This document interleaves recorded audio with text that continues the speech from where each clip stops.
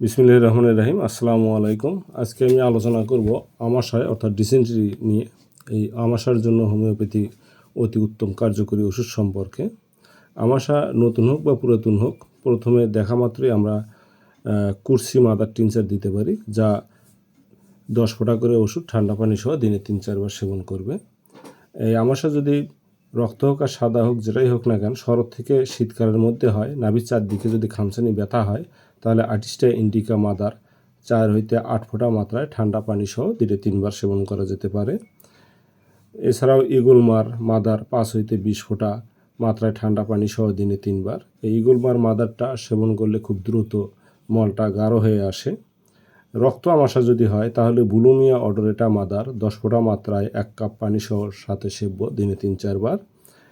সেই সাথে বায়োকেমিক ফ্রামফস ও কেলিমিওর 3x 4-8টা বড়ি নিয়ে 1 ঘন্টা পর পর খাইলে খুব দ্রুত আরোগ্য হওয়া সম্ভব।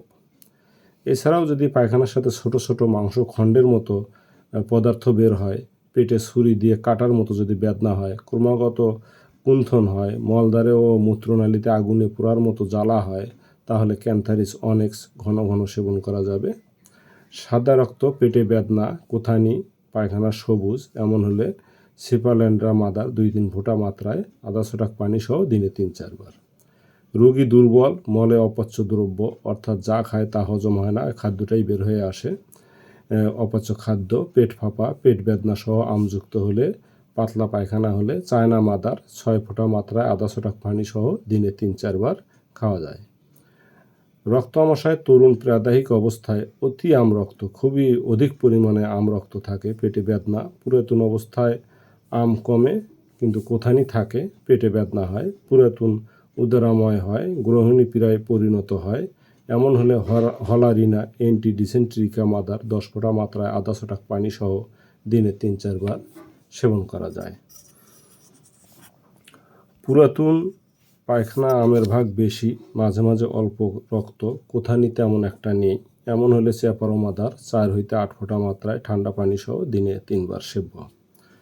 অতি পুরাতন, দুরারোগ্য, কোনো ক্রমেই সারতে চায় না, উদারাময় এবং রক্ত আমাশয়, লিভার প্রদেশে অত্যন্ত স্পর্শকাতর, মল ত্যাগকালে বেদনা থাকে না, মলের সাথে প্রচুর আম দেখা দেয়, এমন হলে চ্যাপারো মাদার 10 থেকে 20 ফোঁটা মাত্রায় ঠান্ডা পানি সহ দিনে 3 বার খাওয়া যায়।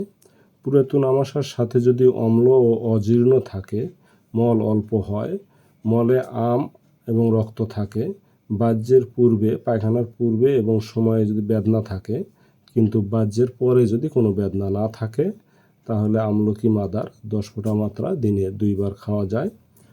অম্ল অজীর্ণ সহ পুরাতন আমরক্ত, মলত্যাগের পূর্বে ও সময়ে পেটে বেদনা, মলত্যাগের পরে থাকে না, নাক্সভোম ও আমলকি মাদার 5-10 ফোঁটা মাত্রায় আহারের পরে গরম পানি সহ দিনে 3 বার খাইলে খুব ভালো উপকার হয়। আমাশায় পেটের অসুখে ভুগে হাত পা শরীর ফুলে ওঠে, এমন যদি হয়, তাহলে ইগলফোলিয়া মাদার 6 ফোঁটা মাত্রায় আধা ছটাক পানি সহ দিনে 3-4 বার সেবন করা যেতে পারে। আজ এ পর্যন্তই। আল্লাহ হাফিজ।